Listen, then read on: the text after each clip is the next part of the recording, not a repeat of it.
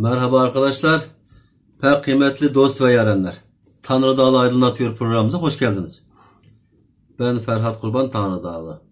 Bir süredir bu kanaldan direkt sizlere hitap etme zamanı bulamadım. Zira Uygur Akademiyası Vakfı Başkanlığı görevini yürüttüğümden beri zamanım biraz yoğun geçmeye başladı. Gerçi televizyon kanallarında ve bazı kurum ve kuruluşların davetiyle yaptığımız söyleşi programlarımızın videosunu ara sıra buradan yayınlamaya çalıştım.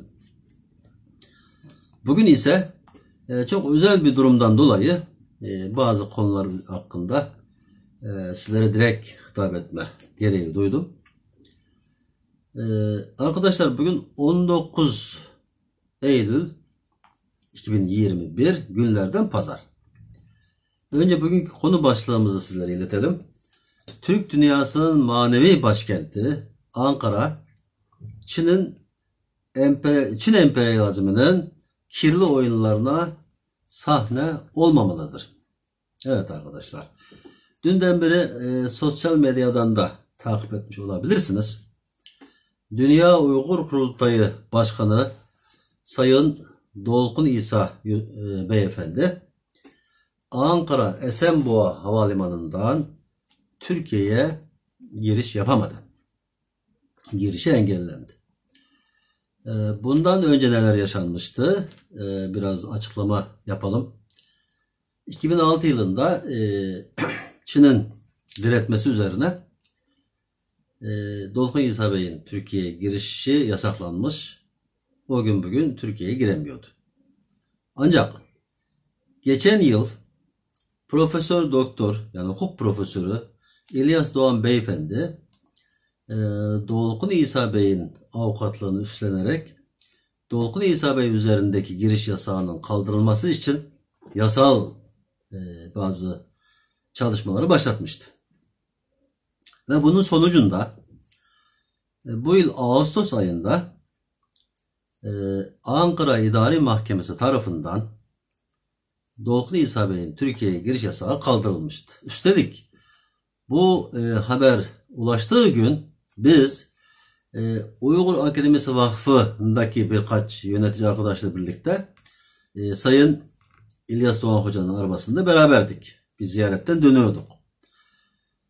İlyas Doğan Hoca haberi bize aktardıktan sonra uzun yıllık hizmet tecrübelerinden dolayı bu konunun şimdilik aramızda kalmasını tembihlemişti. Hatta kendisi Ankara'ya gittikten sonra bazı teyitleri yapıp ondan sonra resmi duyuru yapılacağını söylemişti. Ama o anda haberi Dolkun İsa Bey'e telefonla iletmişti. Hep biz beraberdik orada. Tabii ki hep beraber sevinmiştik. Zaten Dolkun İsa Bey de bu karar üzerine Türkiye'ye gelmişti. Üstelik bu sıralar Ankara'da bir dizi ziyarette bulunmakta olan bizim Doğu Türkistan davasının efsanevi lideri İsa İsmail Alptekin Bey'in oğlu Erkin Alptekin Bey rahatsızlıktan dolayı Ankara'da tedavi altına alınmış. Dolkun İsa Bey de bu haber üzerine Ankara'ya gelmişlerdi.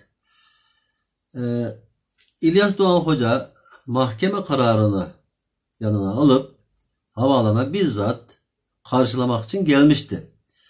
O kendisi bir hukukçu olma sıfatıyla durumları çok yasal bir şekilde açıklamasına rağmen, yaptığı bütün çabalara rağmen Dolkun İsa Bey'in Türkiye'ye girişi gerçekleşmedi.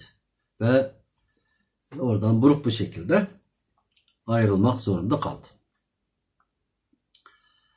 Tabii ki bu durum hepimizi üzdü. Biz sadece üzülmekle kalmayalım. Buralara nasıl geldik? Onu biraz irdelemeye çalışalım arkadaşlar. 1996 yılında Orta Asya'da oluşan bir boşluk vardı. Bunu Çin doldurmak için, üstelik yeni bağımsızlığına kavuşmuş olan Türk Cumhuriyetlerinin acemiliğinden de faydalanarak Şanghay Beşlisi diye bir örgüt kurdu. Yani Şanghay Beşlisi adı üstünde 5 tane Çin, Rusya ve diğer 3 tane Türk Cumhuriyetlerinden oluşan bir örgüttü. Adı son derece masum. Şanghay Beşlisi. Oradan hiçbir şey anlayamazsınız zaten. Ama Şanghay Beşlisi'nin anlaşmasında yani karşılığı, yani bu bölge güvenliği ile ilgili bazı maddeler var ki işte oraya imza attıktan sonra çok şey değişir. Tam o zamanlarda yani masum bir isim olması bize yanıltmasın. Çin'in hedefi Türk dünyasında esen bağımsızlık rüzgarının Doğu Türkistan'a sirayet etmesini engellemek. Yani onu engelleyebilmek için Türk dünyasından oluşan bir duvarı oraya çekmek istedi. Yani bir bakıma kardeş eliyle kardeşi boğdurma taktiğini uygulamaya koydu. Zira o günlerde yani rahmetli İsa Yusuf Alptekin Beyefendi vefatından önce çok heyecanlanmış. Batı Türkistan bağımsızlığına kavuştu. Sıra Doğu Türkistan'dadır diye demeçler vermişti.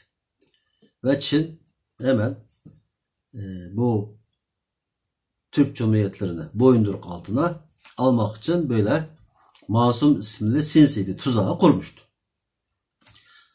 Anlattığım gibi bu anlaşma üzerindeki maddelere imza atıldı. Ondan sonra Çin polisleri güvenlik bahanesiyle Türk Cumhuriyetlerinde çok rahatça elini kolunu sallaya sallaya gidip orada kendi tespit ettikleri veyahut birilerini ihbar ettiği veyahut işte kendine göre tehlikeli bulduğu Uygur aktivistleri tıpkı elleri de bir yerde koymuş gibi alıp buluyorlar. Hiçbir engelle takılmadan geri götürüyorlar. Bunun en bariz örneğini biz Özbekistan'da yaşadık. Kanada vatandaşlığı almış olmasına rağmen bir tane Uygur aktivist Özbekistan'dan alındı ve Çin'e götürüldü. Şimdi Çin tabii ki Türkiye üzerinde de böyle emelleri vardı, ancak o günlerde yani halen Türkiye Şanghay Beşlisi veya daha sonraki adıyla Şanghay İşbirliği Örgütü'ne üye olmadığı için, o anlaşmalara imza atmadığı için, üstelik Türkiye'nin Çin'le direkt hududu olmadığı için, daha da önemlisi Türkiye güçlü köklü bir devlet olduğu için Çin Türkiye'deki bu emellerini gizlemek zorunda kalmıştı. Ama biliyorsunuz 2010 yılında Çin'in ekonomik süper güç olarak tescilinden sonra çoğu şey değişti. Ve Çin'in Türkiye'deki yatırım stratejisinden dolayı Türkiye'de işte basında, yargıda, her sahada ciddi bir lobicilik faaliyetleri oldu ve bunun etkisi yavaş yavaş ortaya çıkmaya başladı. 2018 yılında belki de çoğunuz bilmiyorsunuzdur. Türk hakim ve savcıları hukuk eğitim için Pekin'e gitti. 6 aylık süreyle gitti geldi. Ve bu gidiş gelişten sonra Çin'in Türk yargısına müdahalesi yavaş yavaş su yüzüne çıkmaya başladı. Ve en son gelinen nokta bu. Yani Türkiye'de Türk mahkemesinin verdiği kararlarını o mahkemenin kendisinin kaldırılmasını sağlayacak bir şekilde Çin lobi gücü oluştuğunu görmekteyiz arkadaşlar. Bunun Türkçe açıklaması bu bana göre. Şimdi geçen yıl peş peşe gündeme gelmişti. Halen Ankara'da Büyük Millet Meclisi'nde Türkiye ile Çin arasındaki suçluların iadesi anlaşması bir şekilde bekliyor. Yani o gün kamuoyu baskısından dolayı belki de bekletildi. Eğer bu anlaşma imzalanıp da yürürlüğe geçerse neler olabileceğini şimdiden tahmin edebiliriz.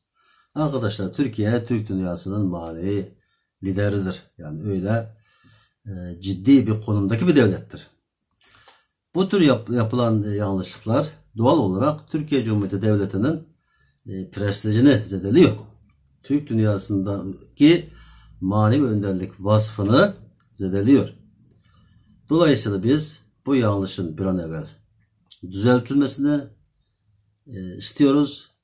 Daha da açık dile getirmek gerekiyorsa Türk dünyasının manevi başkenti Ankara hiçbir zaman Çin'in sinsi planlarına alet olmamalıdır diye düşünüyoruz. Hoşça kalın.